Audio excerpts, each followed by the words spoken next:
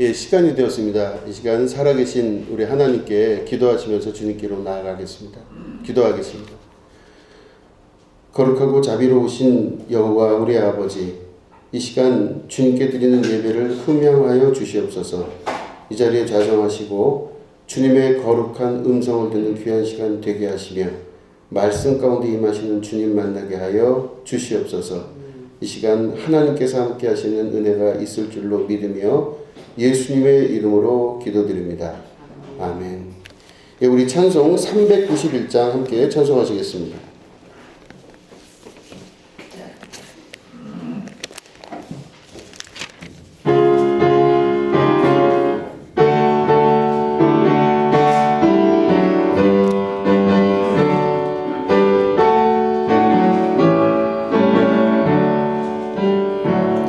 오 놀라운 그새 주 예수 내 주 참 능력의 주시로다.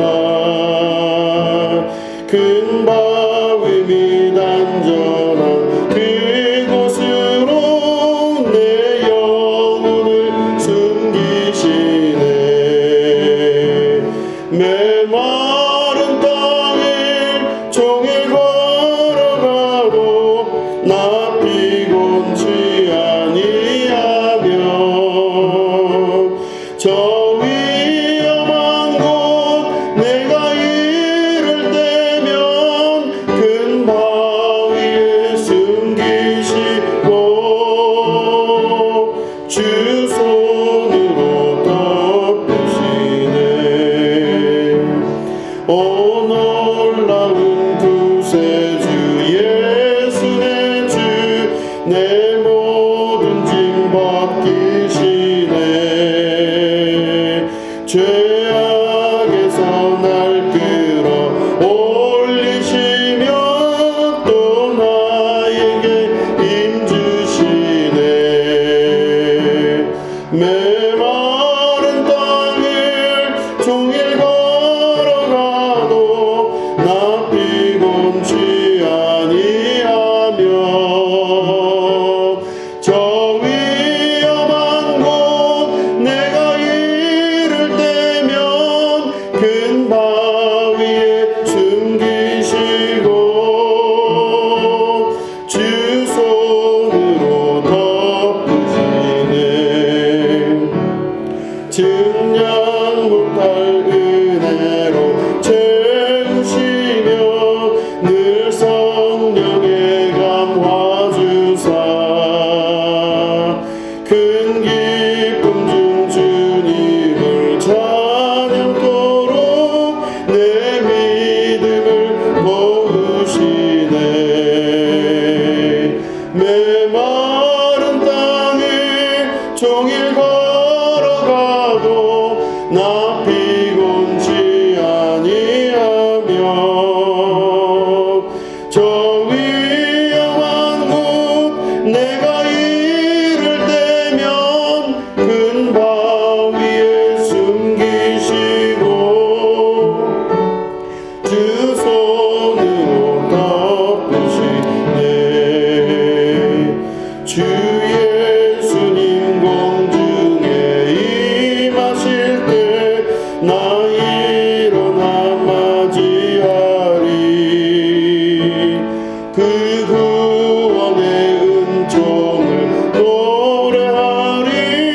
저 정금과 전사와 함께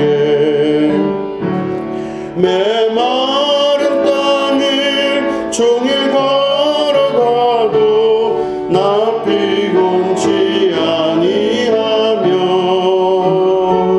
저 위험한 곳 내가 이를 때면 큰 바위에 숨기시고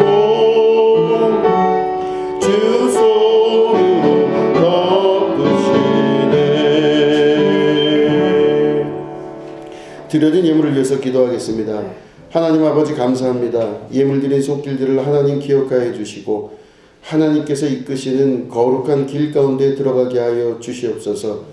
이 세상에 우리가 있는 동안 아버지의 거룩한 영광을 보게 하시고 성령의 감화감동의 능력의 역사 보게 하시며 주님의 도우심과 인도하심 가운데 살아갈 수 있도록 인도하여 주시고, 특별히 여러 가지 상황적인 것들이 각각 다르지만 동일하신 하나님께서 역사하셔서 주께서 한없이 한량없는 사랑으로 채워주시고 인도하여 주시옵소서.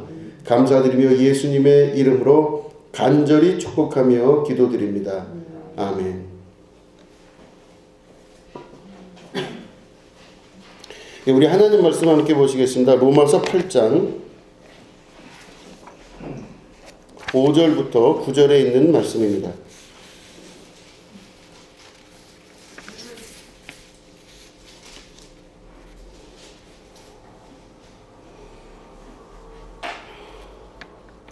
로마서 8장 5절부터 9절을 우리 교독하도록 하겠습니다. 육신을 따르는 자는 육신의 일을, 영을 따르는 자는 영의 일을 생각하나니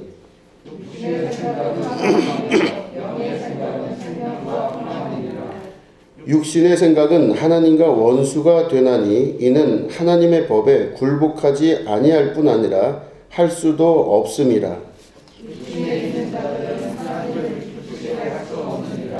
만일 너희 속에 하나님의 영이 거하시면 너희가 육신에 있지 아니하고 영에 있나니 누구든지 그리스도의 영이 없으면 그리스도의 사람이 아니라. 아멘. 예, 오늘은 진정한 나로 돌아가기라는 제목 가지고 함께 말씀을 나누도록 하겠습니다. 19세기부터 우리 전 세계적인 특별히 철학사조의 변화가 일어나게 됩니다. 19세기부터는 실존주의라는 철학사조가 아주 팽배하게 됩니다. 실존주의가 나타나게 된 모든 영향이 있는데 그 영향 중에 하나가 종교개혁이 있고 또 산업혁명이 있었습니다. 그래서 기존에 있었던 신분 질서가 완전하게 변화합니다. 그 전에 소위 지도자 계층에 있었던 혹은 부유한 계통에 있었던 귀족 계급에 있었던 사람들이 성직자 중심이었던 그 유럽 사회가 산업혁명과 또 종교개혁을 겪으면서 급격하게 신분들이 다 변화하기 시작합니다. 상업이 발달하게 되고, 그래서 상업으로 인해서 돈을 많이 벌었던 유럽 사람들이 이제는 새로운 신분의 상승을 경험하게 됩니다. 그래서 그때 당시에 문화적으로는 르네상스가 막 꽃이 피기 시작합니다. 그래서 종교적으로 그리고 제도적으로 또 땅을 중심으로 일구어졌던 그 계급사회의 모든 전통이 다 무너지기 시작하고 한 사람 한 사람이 자기의 존재를 찾는 모습으로 점점 변해가기 시작합니다. 그 당시 유명했던 실존주의자가 키에르케고르라는 사람도 있습니다. 아무튼 그런 사람들이 다 찾는 것들이 뭐였냐면 이제는 그 전에 잃어버렸던 자기의 자존감과 또 개인에 대한 욕망들을 분출시키기 시작하는 거예요. 그 옛날에는 그렇게 하고 싶어도 할 수가 없었던 겁니다. 그 옛날에는 종교 지도자들, 성직자들이나 물론 성직자들이 땅을 차지하고 있었기 때문에 그런 성직자들이나 귀족 계급들, 고급 관료들이나 누릴 수 있었던 많은 것들, 그 많은 귀족적이거나 이런 계층별로 가지고 있었던 그 많은 것들에 일반 사람들이 돈을 벌기 시작하면서 산업 구조가 바뀌면서 개인들이 그것들을 갖고 싶은 욕구들이 막 분출되기 시작해요. 그래서 실존주의, 다시 말해 진짜 존재라는 건 뭐냐 해서 인간에 대해서, 개개인에 대해서 관심을 기울이는 이제 그런 모습으로 변해나갑니다. 이게 바로 실존주의입니다. 실존주의의 핵심이 바로 뭐냐면은 바로 과학적 사고, 그리고 개인에 대한 관심, 그리고 자유, 이 세 가지입니다. 그래서 과학적 사고라고 하는 건 뭐냐면은 무조건 믿어라 이런 게 아니라 그것들을 설명해 줄 수 있는 이론적 근거가 있어야만 그것들을 믿겠다는 겁니다. 그러니까 실존주의의 특징은 존재 자체를 막 논리적으로 파고들면서 너는 누구냐 할 때 그 너는 누구냐에 대한 대답을 스스로가 가지게 되는 경우죠. 근데 그게 그냥 되는 게 아니라 검증을 통하고 또 객관적으로 자명해야 되는 일들이 분명히 있어야 돼. 이게 바로 과학주의, 이게 실존주의의 핵심 기전입니다. 그러면서 20세기에 넘어가면서 막 발전을 하기 시작해. 전 세계가 막 산업혁명 이후에 막 상업이 발달하고 과학이 막 발전을 하고 전기가 막 발견이 되고 그런 다음에 막 등 이렇게 막 이런 것들이 발견되고 막 전화기도 발명이 되고 하면서 막 갑자기 모든 것들이 막 우후죽순 막 과학의 발전이 이루어지게 됩니다. 그런데 그런 과학의 발전을 근거로 했던 그 철학이 바로 실존주의였습니다.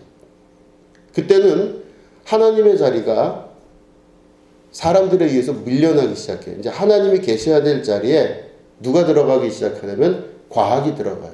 그래서 과학자가 하는 말은 다 믿어요. 저 사람이 과학자다 그러면 그 사람은 성직자가 하는 말보다 훨씬 더 권위가 있어 보였어요. 그 과학자가 하는 말을 다 믿어요. 상업주의가 발달하다 보니까 돈을 많이 번 사람의 말을 다 믿기 시작해요. 그러면서 결국에는 하나님이 있어야 될 그 위치에 과학과 소위 말하는 로지컬한 논리적 사고와 그리고 금권, 다시 말해 돈에 대한 것들이 다 지배하기 시작합니다. 그러면서 사람들이 그전에는 하나님을 잘 믿었어요. 그래도 교회에 가서 기도하고 신앙생활을 했는데 이제는 사람들이 점점점 변해가기 시작하면서 실존주의의 핵심이 바로 뭐냐? 하나님보다 돈을 더 믿어요. 그리고 하나님보다 과학을 더 믿어요. 여러분들은 실존주의에 속하고 계십니까? 아니면은 중세에 계십니까?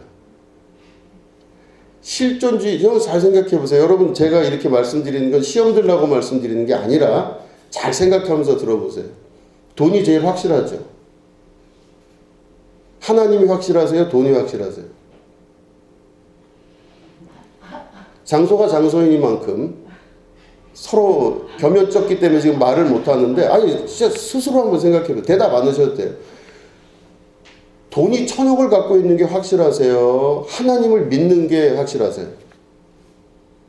우리들도 알게 모르게 실존주의의 영향을 받고 있고 그 잔해가 지금도 있는 거예요. 돈이 있으면요 이제 조금 이해를 하시고 들으시리라 믿고 하나님보다 일을 더 많이 하는 것 같아요. 돈이 있으면 하나님같이 일할 수 있거든요. 돈이 있으면 뭐든지 할 수 있어요. 돈이 있으면은 착한 사람도 될 수 있고요. 돈이 있으면은 뭐든지 다 될 수가 있어요. 돈을 끌어모을 수 있는 최대의 방법은 과학밖에 없습니다. 과학적 사고와 과학적 논리적이고 과학적인 사고가 있어야 그 사람에게 돈이 몰리지 믿음 갖고는 돈이 몰린다고 생각을 안 하는 거예요. 이게 과학주의와 또 금권주의 이 두 개가 뭉쳐서 나타난 실존주의의 결과입니다. 그러다 보니까 이 실존주의가 20세기에 커다란 방법으로 나타나기 시작하고 그 실존주의의 결과가 어떻게 되냐면 자본주의냐 공산주의냐로 갈려요. 공산주의는 이 많은 부들 들어온 많은 돈들을 어떻게 분배할 것인가 하는 공통적으로 이것들을 분배해야 된다라고 하는 분배에 관심을 갖는 거고 자본주의라고 하는 거는 그게 아니다. 자기가 노력한 만큼 하는 것이다 하는 게 자본주의가 됩니다. 이 자본주의 사상을 이루는 근간은 바로 칸트의 철학과 그리고 또 종교개혁에 있었던 루터와 칼빈의 사상이 그 안에 들어가 있습니다. 그래서 하나님이 나를 지금 사랑하신다는 증명을 어떻게 받을 수 있느냐? 살면서 돈을 많이 벌면 나를 사랑하시는 거고 돈을 못 벌면은 그 사람이 하나님이 사랑하지 않는다. 이렇게까지 얘기를 해요. 극단적으로. 그러면서 이 사람들이 어떻게 하냐? 그걸 증명받기 위해서 죽으림을 다해서 노동을 해야 되고 일을 해야 된다. 그래서 이게 바로 청교도의 종교개혁 이후에 기초가 되고 이 실존주의적인 마지막 결론들이 미국으로 넘어가면서 미국의 청교도 정신이 결국에는 자본주의와 굉장히 많이 결탁을 하고 그 미국의 청교도 사상이 들어가면서 말미암아 미국에서는요 시간 관리라고 하는 새로운 틀들이 나타나기 시작했어요. 쉬는 꼴을 못 보는 겁니다. 그래서 시간 관리를 잘하고 이것들을 분배하는 그런 사람이 자본주의의 영웅으로 탄생할 수 있다라고 하는 노동의 어떤 모든 부분에 있어서 많은 노동이 많은 돈을 벌 수 있다라고 하는 청교도적 정신과 이런 것들의 실존적인 이런 혜택들이 막 나오는 거죠. 근데 이제 문제가 발생을 했습니다. 이 실존주의가 가장 정확하고 맞는 줄 알고 실존주의의 결과인 공산주의와 사회주의와 자본주의가 팽배하게 됐던 그 시기에 이제는 이 실존주의의 사람들이 고통을 받기 시작해요. 왜냐하면 실존주의로 인해서 나타난 결론이 바로 뭐가 되냐면 1차 세계대전이 일어난 겁니다. 무한정으로 뻗어 있는 이 세계를 장악을 해서 거기를 먼저 장악을 한 나라들이 그 식민지에다가 자기 걸 계속 팔아먹을 수도 있고 싼 원료를 구입할 수 있기 때문에 자본주의에 있어서만큼은 최고의 수익을 거둘 수 있는 게 다른 나라를 지배하는 거예요. 그래서 인도도 점령이 되고 아시아, 동아시아뿐만 아니라 서남아시아 전부 다 점령이 됩니다. 남미 다 점령이 되고 유럽에서부터 포르투갈부터 시작해서 스페인 함대들이 나가면서 전 세계를 다 장악을 해가지고 식민지화 시킵니다. 아프리카의 95%가 다 점령이 되고 말았어요.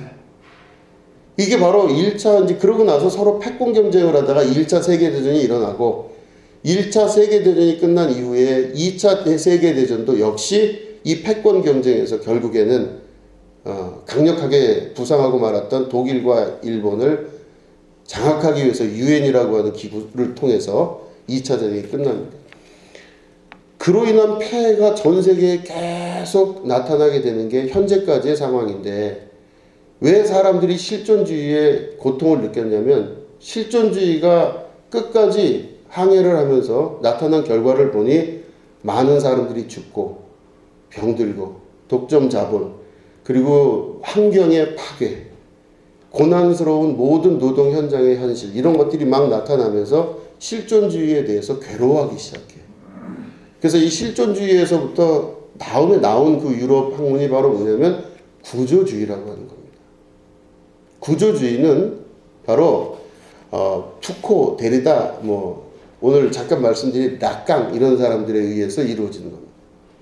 구조주의는 바로 뭐냐면은 사람들이 그렇게 살다 보니 자기가 자유롭게 사는 것 같고 이게 내 생각인 것 같고 이래서 자기의 생각을 다 이렇게 누리고 사는 것 같다고 생각을 했는데 이 사람들이 면밀하게 한 사람 한 사람을 들여다보니 그 사람이 자기의 모습으로 사는 게 아니고 자기 조상 때부터 내려왔던 모습으로 살거나 자기 주변의 환경의 영향을 받고 산다는 것을 알기 시작한 거예요.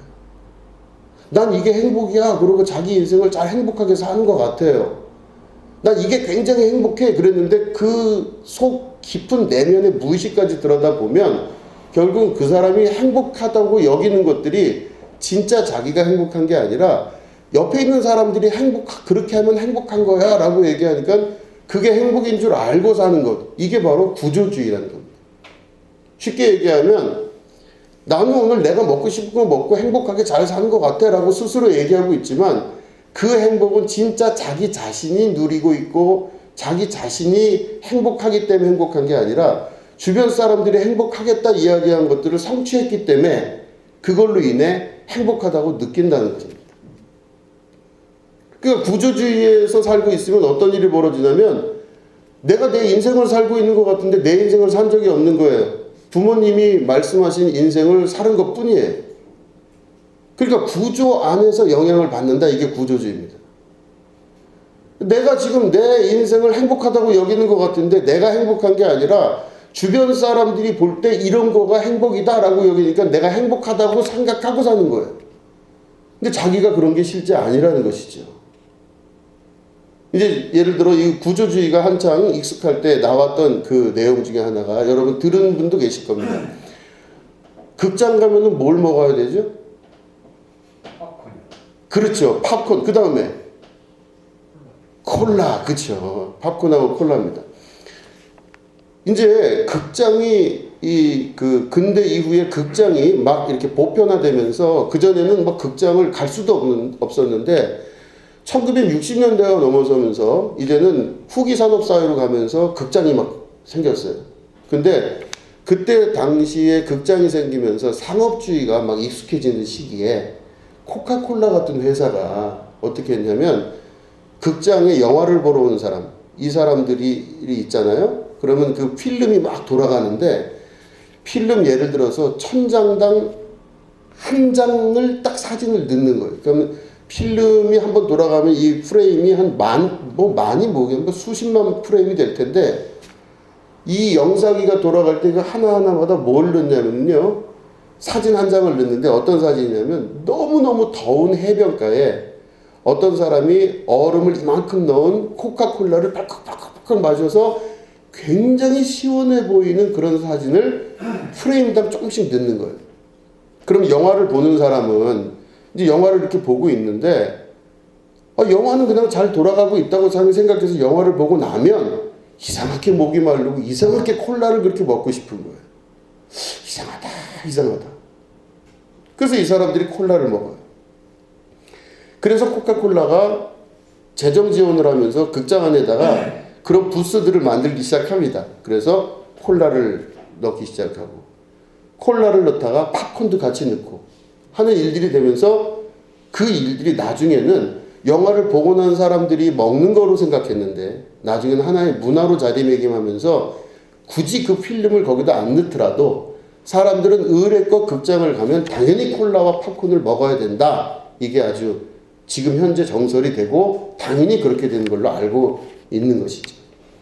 그러면 이 구조주의에서 그것들을 이야기한 이유가 바로 뭘까? 난 콜라를 좋아해 라고 얘기해요. 난 콜라가 참 맛있어. 콜라가 좋아. 난 콜라랑 팝콘 그게 제일 궁합이 잘 맞아. 제일 맛있어. 이렇게 이야기를 하지만 실제적으로는 그 사람이 진짜 원해서 콜라를 먹는 것은 아니라는 겁니다. 그거는 필름 안에 돌아가는데 내 눈에는 보이지 않지만 잠깐 비쳤던 것들이 내 무의식 안에 들어가면서 그 사람 안에 콜라를 먹으면 갈증이 해소가 되고 이렇게 재밌고 행복한 시간을 보낼 수 있어 라는 무의식적인 그 기록들이 자기 안에서 자꾸 나오기 때문에 결국에는 그 사람이 진짜 콜라를 먹고 싶은 게 아니라 그 사람이 그거를 먹게 하게끔 만드는 그 상업적 구조가 이런 일들을 만들어낸다. 이렇게 보는 것입니다. 이런 일들이 단순히 구조주의 초기 때 1960, 70년대에 있었던 코카콜라의 이야기를 말하는 것이 아니라 나중에 시간이 지나고 나니 현대사회를 사는 우리들에게도 오늘 우리들에게도 수많은 매체들을 통해서 이렇게 살아야 되고 이걸 먹고 싶고 이렇게 해야 되고 이걸 입고 싶고 이걸 가지고 싶어 하는 것들이 계속 들어오는데 나는 이게 내가 이걸 갖고 싶은 건 줄 알고 있어요. 또 내가 이거를 먹고 싶은 건 줄로 생각하고 있습니다. 그런데 실제로는 내가 먹고 싶은 거나 내가 입고 싶은 게 아니라 내가 먹고 싶게끔 만들거나 내가 입고 싶게끔 그걸 자꾸 만들어내는 것에 우리가 노출돼서 살고 있다라고 하는 거죠. 철저한 계산, 철저하게 계산된 것 안에서 우리들은 다 소비사회에서 살고 있다라고 하는 것입니다. 이게 바로 구조주의의 특징이고 그 이후로 넘어가면 후기 구조주의가 나옵니다. 그런데 어쨌든 구조주의의 핵심 중에 누가 있냐면 자크 락강이라는 사람이 있습니다. 자크 락강이라는 사람은 실제는 의사입니다. 프랑스 출신의 의사인데 이 락강이 프로이트의 아주 수제자라고 볼 수 있어요. 굉장히 프로이트를 잘 따랐던 사람입니다. 자크 락강이 이 구조주의의 핵심을 이루는 사람인데 이 사람이 했던 말 중에 가장 유명한 말이 있습니다. 무슨 말을 하냐면 인간은 타자의 욕망을 욕망한다 이런 뜻이 있어요. 이런 말이 있어요. 인간은 다른 사람들의 욕망을 자기 것이라고 생각하고 욕망한다고 하는 이야기를 합니다. 깊이 생각해 보면 결국에는 우리가 바라고 소망하고 생각하고 있는 많은 것들이 내 욕망이라고 생각하고 내 뜻이라고 생각하고 맞다고 생각하는 많은 것들이 실제로는 맞지가 않다라는 이야기를 그렇게 한 줄로 표현을 한 것이죠. 자크 락강의 이 이야기는 결국에는 내가 지금 욕망하고 있는 것들이 무엇인지 돌아보게 하고 그리고 또 내가 진짜로 원하는 게 무엇인지에 대해서 바라봐야만 된다고 하는 것을 간접적으로 말하고 있는 것입니다. 내가 진짜 원하고 바라는 게 무엇인지 내 인생과 삶 가운데 무엇이 가장 내가 원하는 것이고 그거를 발견했을 때 나타나는 그 기쁨이 무엇인지에 대해서 우리는 지금 알지를 못해요. 모든 사람이 각각 다 다르게 태어나고 다 다른 성향을 갖고 있는데 우리 모든 사람들이 다 다르게 살고 있는데 우리의 목표는 다 한 가지로 가고 있다는 것입니다. 일목요연하게 아까 말씀드린 대로 과학적 사고 그죠? 요즘은 이과가 아니면 취직이 안 된다 그러잖아요. 그죠? 공대가 아니면 취직이 안 돼요. 그 과학적 사고가 우리의 신처럼 여겨지게 되고 또 자본이라는 것이 우리의 신처럼 여겨져서 이 두 가지를 쫓기 위해서 전 세계가 한 방향으로 계속 나가게 되는 겁니다. 결국엔. 그런데 그걸 위해서 수많은 일들이 일어나게 있는데 지금 구조주의에서 이야기하는 것처럼 내 머릿속에 있는 생각이, 내 욕망이, 내 바람이 진짜 내 영혼이 바라는 바람일까? 그거는 아니라고 하는 것입니다. 그렇기 때문에 이 구조주의에서 핵심은 바로 뭐냐면 돌아가는 겁니다. 실존주의에서 가장 중요했던 부분으로 돌아가는 것. 이게 바로 구조주의의 핵심입니다. 너는 누구냐라는 질문부터 시작을 하는 것이죠. 내가 진짜 누구냐를 발견하고 내가 진짜 원하는 게 무엇인가를 진짜로 발견하는 사람, 그걸 발견할 때 하나님의 나라와 역사가 내 안에서 실제로 이루어지게 되는 것입니다. 제가 이렇게 보니까 요즘 오징어 게임이 아주 전 세계적으로 유행이죠. 근데 오징어 게임에 이제 누가 나오냐면 그 할아버지가 나옵니다. 오일남이라고 하는 할아버지가 나오는데 그 오일남이라는 할아버지 그 역할을 맡은 분이 오영수라고 하는 분입니다. 이분은 1944년생입니다. 그래서 58년 동안 연극 배우로 이렇게 활동을 하고 이제 간간히 텔레비전에 이렇게 나오기도 하신 분이에요. 근데 이분이 이제 이 오징어 게임 때문에 갑자기 이제 전 세계적으로 유명한 사람이 됐어요. 그런데 이제 이분의 이제 인터뷰나 이런 것들을 제가 뒤져 보니까 그 내공이 장난이 아니더라고요. 대단하신 분이에요. 한 자리에서 올곧게 58년 동안 그 일을 했다는 것도 물론 대단한 일이지만 그 어려운 일들을 겪어 나가면서 본인이 갖고 있었던 그 힘이 엄청나다는 것을 경험을 하게 되었습니다. 이분의 인터뷰 장면 중에 여러 가지가 있었지만 이제 몇 가지 말씀을 드리자면 이분이 우연하게 연극을 시작을 했다고 합니다. 뭐 자기가 연극 배우가 되겠다라는 꿈을 꾼 것도 아니었는데 친구 따라 어디 갔다가 우연하게 연극이라는 것에 접하기 시작하면서 연극을 했는데 너무 인생이 힘들었대요. 딸이 한 명 있는데 정말 고생을 많이 한 겁니다. 연극 배우 돈 많이 벌었다는 얘기 물론 요즘이야 그렇지만 옛날에는 연극 배우들은 정말로 힘들었던 사람들이죠. 영화 배우도 아니고 탤런트도 아니고 연극 배우였습니다. 뭐 삶의 갈등이 말로 다 할 수가 없었다고 합니다. 그만둬야 되나 말아야 되나부터 시작해서 잘못된 길인가 아닌가부터 시작해서 이런 것들을 계속 겪는 겁니다. 생활에 대한 문제와 이 연극에 대한 문제를 계속 겪게 돼요.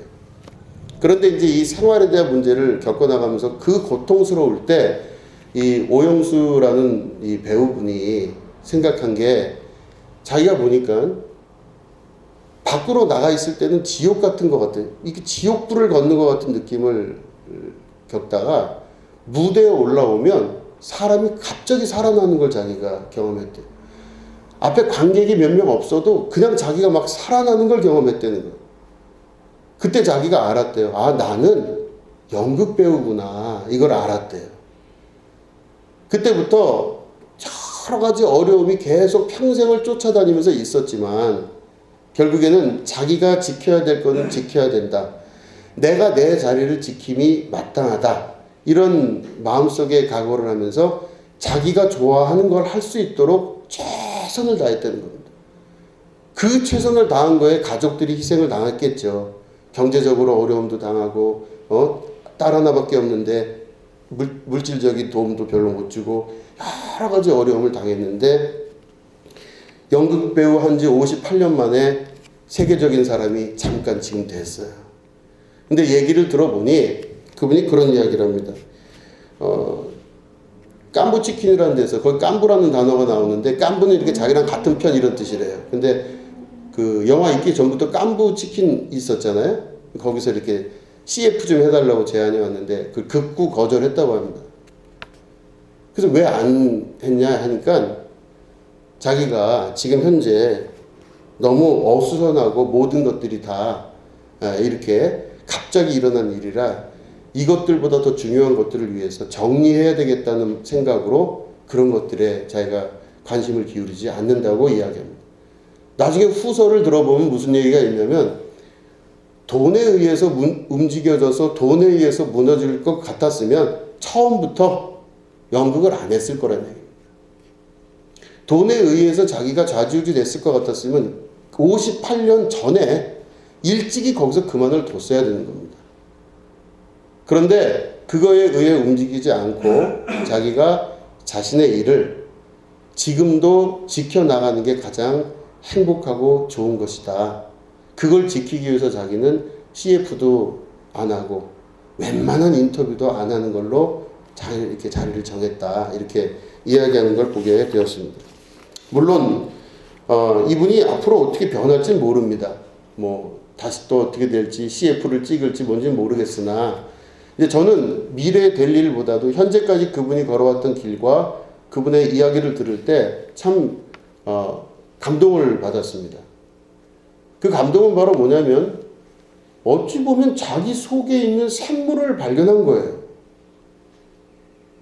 외부에서 무언가를 얻기 위해서 끊임없이 다른 데서 무언가를 찾았던 사람들은 계속 목이 마르고 계속 갈증이 나고 계속 힘들고 무언가를 채워보려고 하다 보니까 계속 그런 부분에 있어서 영원히 죽을 때까지 해결되지 아니하는 갈급함으로 살다가 결국은 목말라서 죽게 되는 게 우리의 인생인데 이분은 그거 없어도 좋으니 자기 속에서 솟아나는 샘물을 만난 것 같다라는 생각이 들게 되었습니다.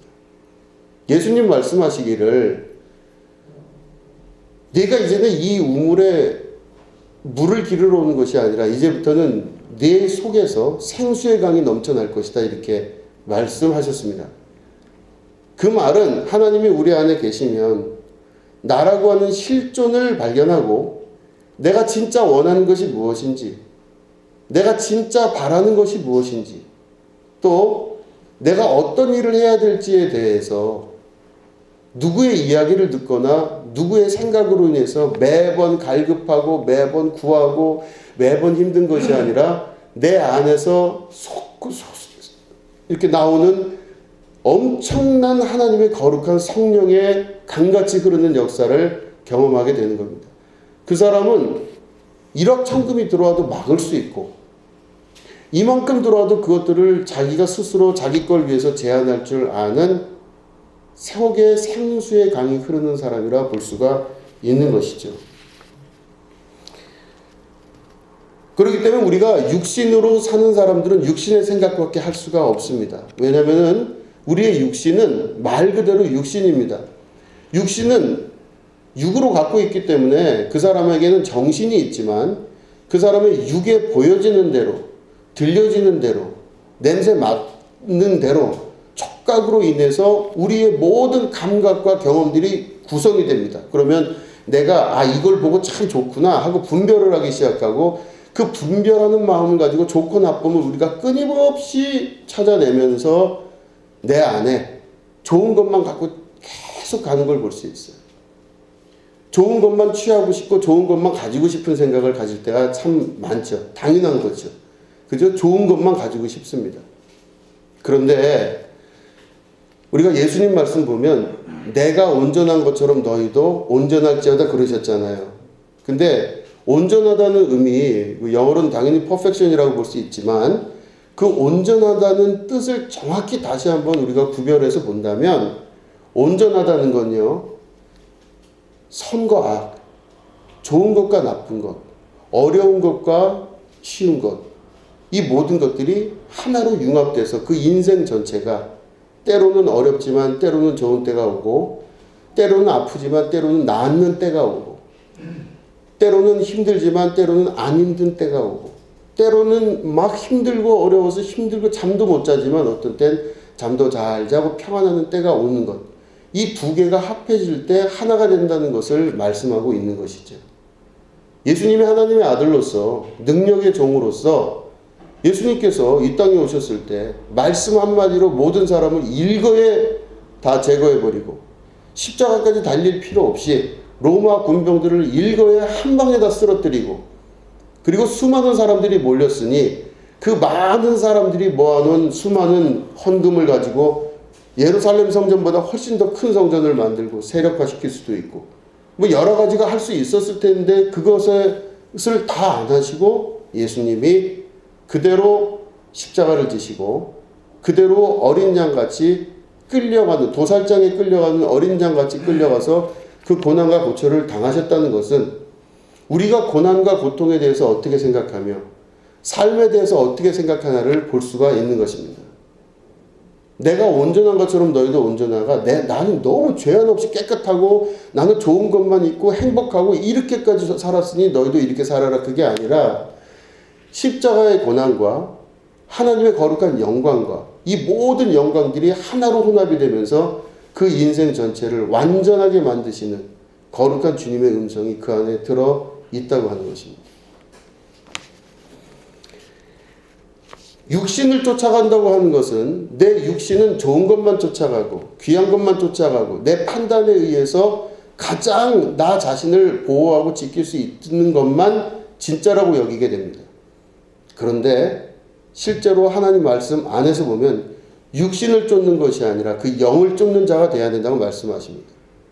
하나님의 영이 그 안에 없으면 그 사람은 하나님의 자녀가 아니라고까지 얘기를 하고 있어요. 무서운 말이죠. 하나님의 영이 없으면 그 사람은 하나님의 자녀가 아닙니다.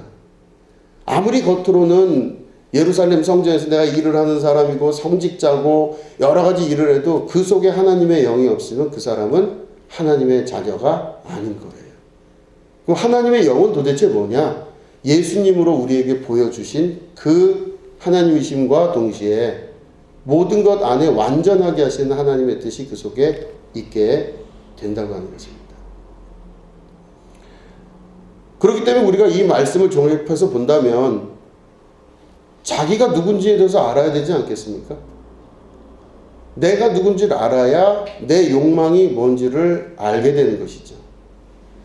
내가 누군지를 알아야 내 욕망이 뭔지를 알고 타자의 욕망을 가지는 것이 아니라 내 욕망을 가질 줄 아는 믿음의 백성이 되어야 된다라고 하는 것입니다. 정말 내가 원하는 게 이 자크락강 같은 경우에는 많은 부분 그 부모님에 관해 혹은 그 조상들에 관해 이야기합니다. 조상들이 품었던 욕망을 내가 갖게 되고 그래서 내가 그 욕망을 이루면 다 이룬 것 같지만 실제로는 자기가 무엇을 이룬 게 아니라 조상의 그 정신이 그를 통해 발현됐다고 밖에 볼 수 없는 거죠. 그러나 우리들은 분명히 아는 것은 부모님과 나는 분리된 존재들이고 또 부부라 할지라도 분리가 돼서 각자의 자기의 신앙생활을 하는 사람들입니다. 우리가 우리 안에서 한 사람 한 사람 자기의 실제적인 영혼의 원함, 그 영혼이 내 안에서 발현되고 실제화될 때 하나님의 나라가 내 속에서 이루어지게 된다고 하는 것이죠. 때문에 여러분, 나의 욕망, 나의 꿈, 나의 소망, 나의 목마름을 해결할 수 있는 것들을 찾아가는 여러분 되시기를 축원합니다. 진짜 다른 사람의 욕망을 내 욕망인 줄 알고 살지 마시기 바랍니다. 다른 사람이 했던 말을 쫓아서 평생 살 이유도 없습니다. 오늘 하나님께서 여러분들에게 하시는 그 말씀을 잘 듣고 이 음성 가운데 내 삶을 살아갈 줄 아는 정말 건강하고 축복받는 하나님의 거룩한 영이 함께하는 축복의 자녀들 되시기를 주님의 이름으로 축원합니다. 기도하겠습니다. 하나님 아버지 감사합니다. 나 자신을 찾게 하여 주시옵소서. 내 속에서 일어나는 생수의 강을 경험케 하여 주시옵소서. 1억 1,000만금을 갖다 준다 하더라도 잃지 아니하는 축복의 자녀들 되게 하여 주시옵소서.